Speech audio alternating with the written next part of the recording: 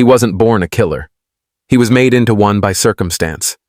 Carlo Gambino, the name that would one day strike fear and respect across America, began as a quiet boy from Palermo, Sicily. He wasn't chasing power or money.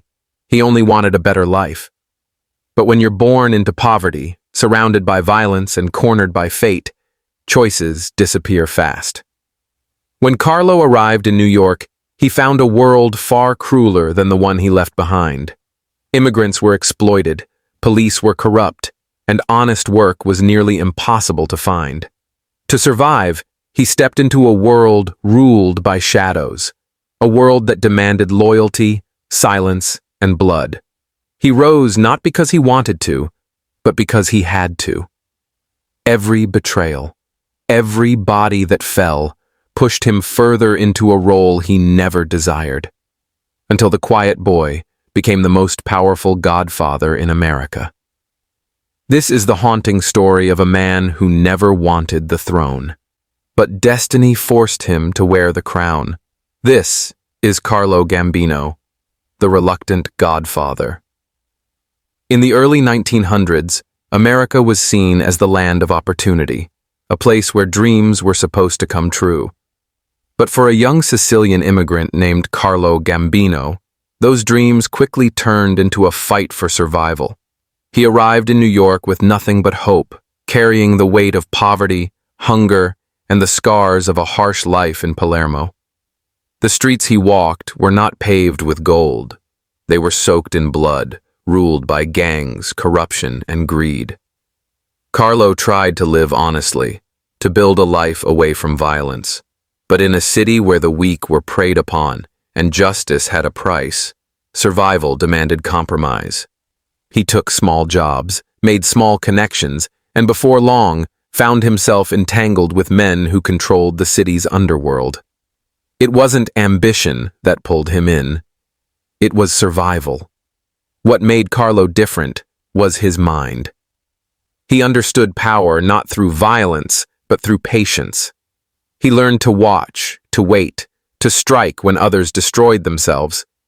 And while other mobsters craved fame, Carlo craved silence, the kind of power no one sees but everyone fears. This is not the story of a ruthless criminal. It's the story of a man who wanted peace but was forced by destiny into a life of crime. A man who would become the most powerful and quiet don in American history, Carlo Gambino, the reluctant godfather. Carlo Gambino's story begins in Palermo, Sicily, a land of breathtaking beauty shadowed by deep poverty and silent fear. Born on August 24, 1902, Carlo was raised in a small village where loyalty meant survival, and silence could save your life. The Mafia wasn't just an organization there, it was a way of life. It existed in the whispers of men in dark suits, in the fear that kept families obedient, and in the invisible power that controlled the poorest of neighborhoods. Carlo's family wasn't powerful, but they were proud. His father was a hard-working man who believed in dignity, even when hunger knocked at the door. But Sicily in those days offered little mercy. The economy was broken, jobs were scarce, and corruption ruled the land. The Mafia stepped in where the government had failed, protecting the poor, offering work, and punishing those who disobeyed their code. For a young boy watching from the sidelines, the lines between good and evil quickly blurred. By his teenage years, Carlo had already learned two vital lessons. Trust no one, and never speak more than necessary. He wasn't violent, but he was observant. He studied people, how they moved, how they spoke, how power operated quietly.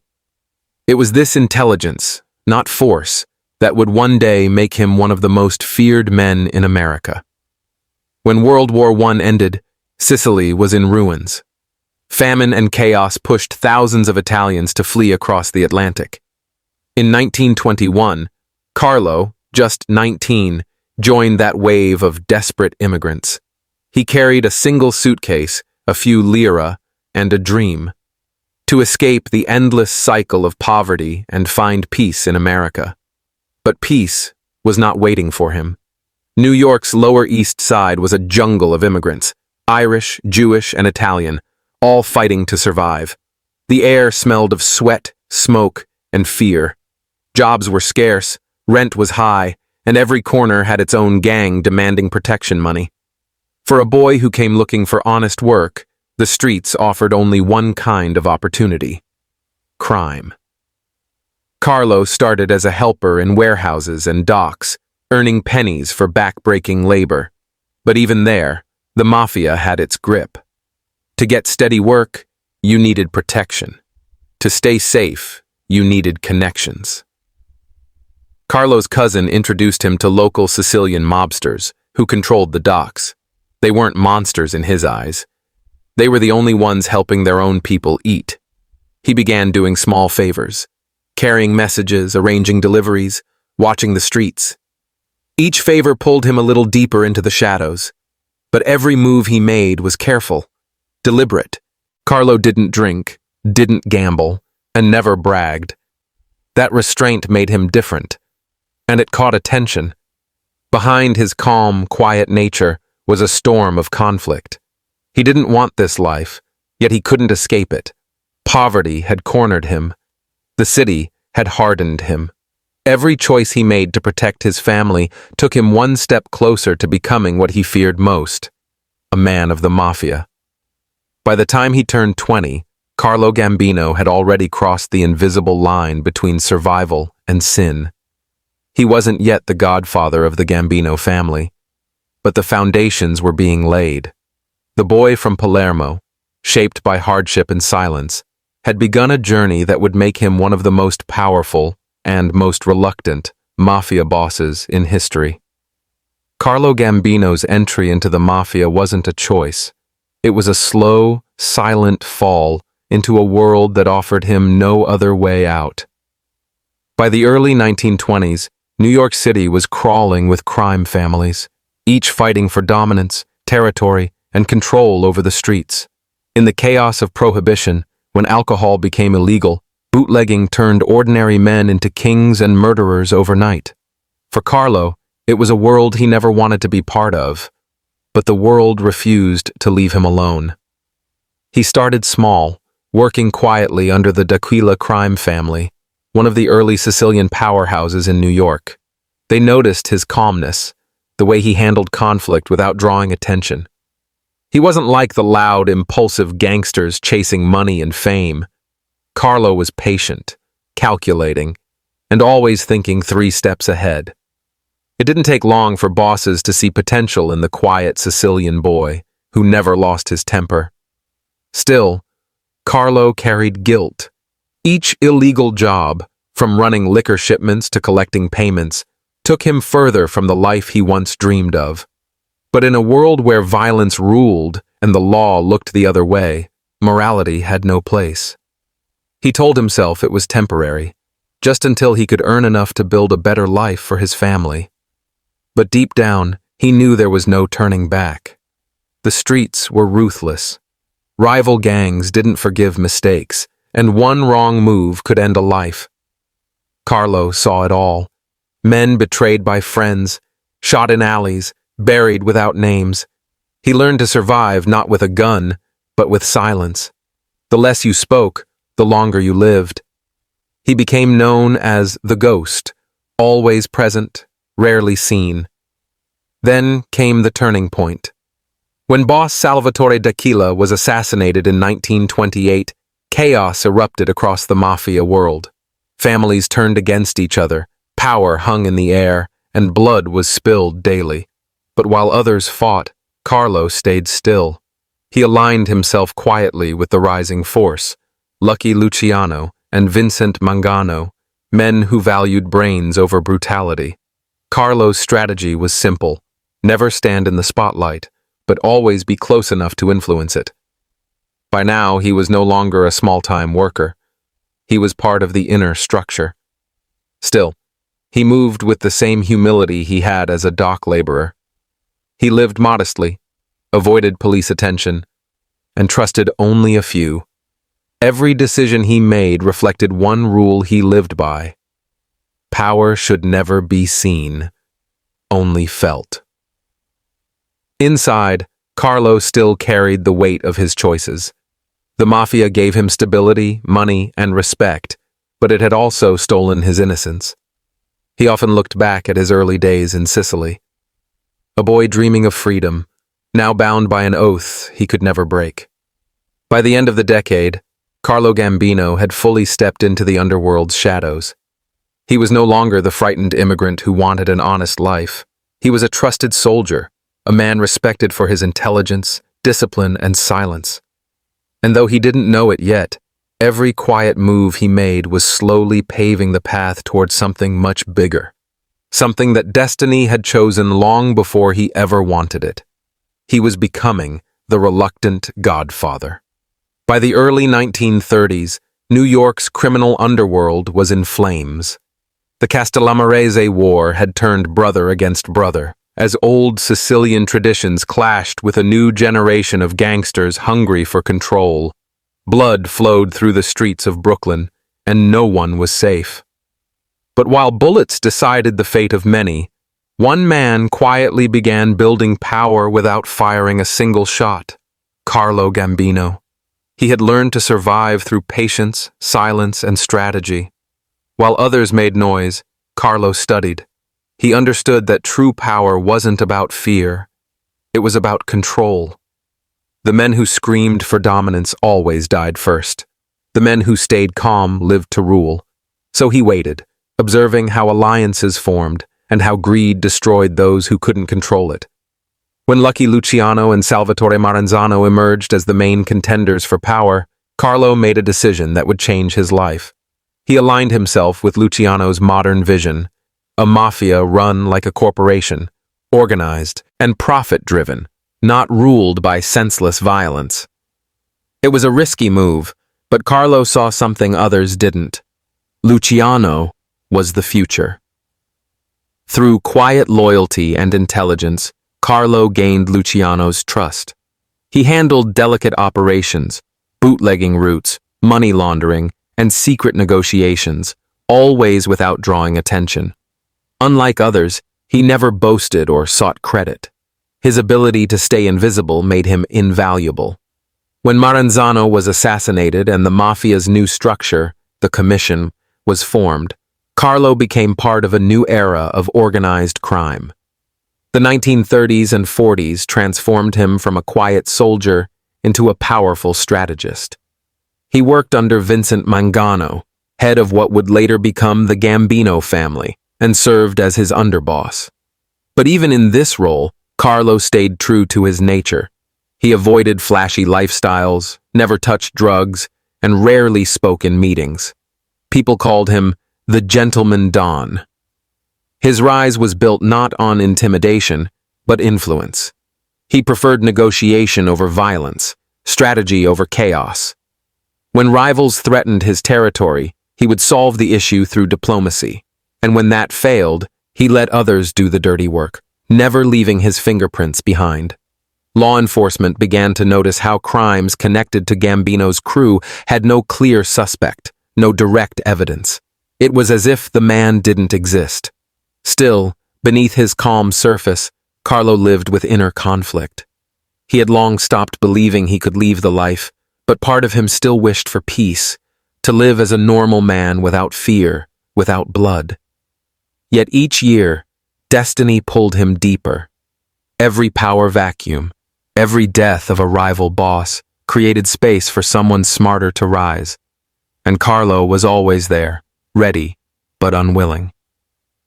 By the early 1950s, the Mafia had changed forever, and Carlo stood at its quiet center. He had survived wars, betrayals, and raids, not by luck, but by discipline.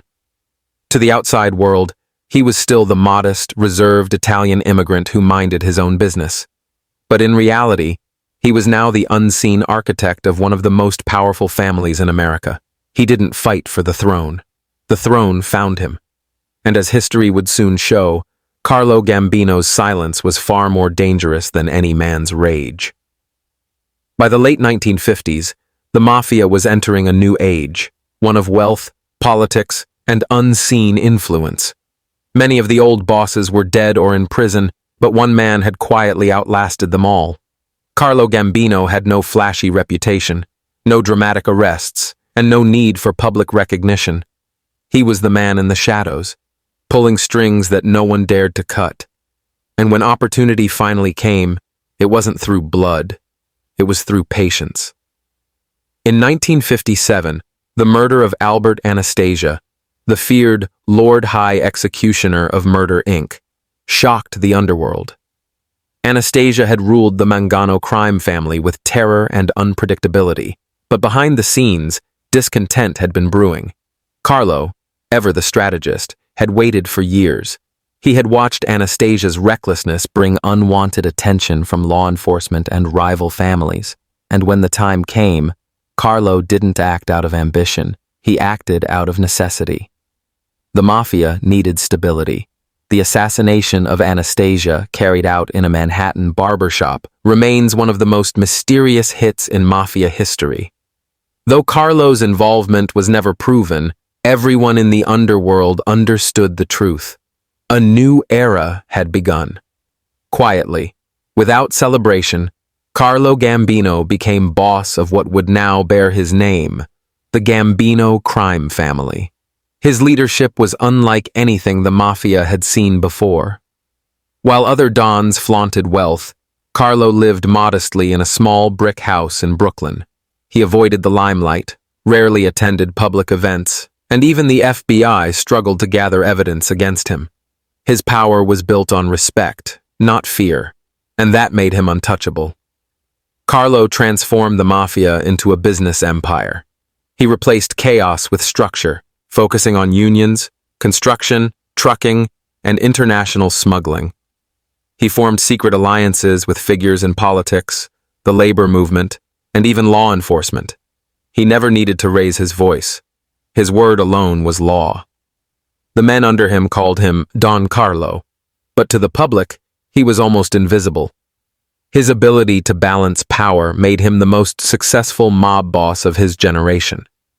While others fell to greed, pride, or betrayal, Carlo kept peace among the five families, something no other boss had managed to do. He was not a warrior, he was a chess player, and every piece on the board moved according to his quiet will. Still, the life weighed on him. Deep down, Carlo never celebrated his success. To his family, he was a kind, soft-spoken man who loved his wife and children. He ate dinner at home, went to church, and never bragged about his wealth. But he knew the cost of peace. It was built on countless lives lost, on choices that could never be undone. By the 1960s, the Gambino family was the most powerful crime organization in America, and Carlo ruled with silent authority. He had everything the streets could offer: power, respect, and fear. Yet he carried himself like a man who had none of it. The quiet boy from Palermo had become the most powerful don in America. But power, he knew, was a curse disguised as destiny. And destiny, once chosen, could never be escaped. By the 1970s, Carlo Gambino stood at the peak of a criminal empire that stretched across America. From the docks of New York to casinos in Las Vegas, his quiet command reached into every shadow of the underworld. The FBI called him the boss of bosses. But to those who truly knew him, he was a man haunted by the very world he had built. Carlo had always ruled differently. He despised unnecessary violence, preferring negotiation over bloodshed. His meetings with other family heads were marked by calm reason, not threats. He often said, "Violence brings heat. Heat brings death." His goal was simple: maintain peace within the Mafia and keep law enforcement blind to its true reach. Under his rule, the Mafia functioned like a corporation, efficient and profitable. Yet despite his success, Carlo was a prisoner of his own kingdom. He rarely smiled in his later years. Those close to him recalled how often he sat in silence, staring at old photos of Sicily, the land he had fled in search of peace. He had built an empire, but at the cost of his soul. The world he entered out of necessity had consumed him completely. Every life taken, every betrayal ordered, added another weight to his conscience. His greatest challenge came with succession. The Mafia's future depended on stability, but choosing a successor meant risking war. Many expected his underboss, Agnello della Croce, to take over. But Carlo made a controversial decision. He handed leadership to his nephew, Paul Castellano. It was a choice driven not by power, but by family loyalty. Yet even that act of peace would later ignite chaos after his death. As his health declined, Carlo withdrew further from the streets. He spent his days in his modest home in Brooklyn, surrounded by his wife and children. No bodyguards, no limousines, no lavish parties, just the simple life he once dreamed of. Despite his crimes, even his enemies respected him. The FBI had chased him for decades, yet never managed to put him behind bars for long. He had outsmarted everyone, not through luck, but through restraint. On October 15th, 1976, Carlo Gambino died quietly of natural causes in his home. No gunfire, no betrayal, no last-minute ambush, just a silent end to a life of storms. Thousands attended his funeral, not out of fear, but out of reverence. He was the last of the old-school dons, the man who turned the Mafia into a machine of order and who left it without chaos. But beneath the legend was a man who never wanted any of it. A man who only wanted peace, but was dragged into the underworld by fate and survival. In the end, his power became his prison, and his silence became his legacy. Carlo Gambino's story is not one of greed or ambition. It's the story of destiny's cruel irony. The boy who wanted to escape crime became its most disciplined master. The man who never sought power became the face of it. And though history will remember him as the godfather of the American Mafia, he will forever remain, in truth, the reluctant godfather.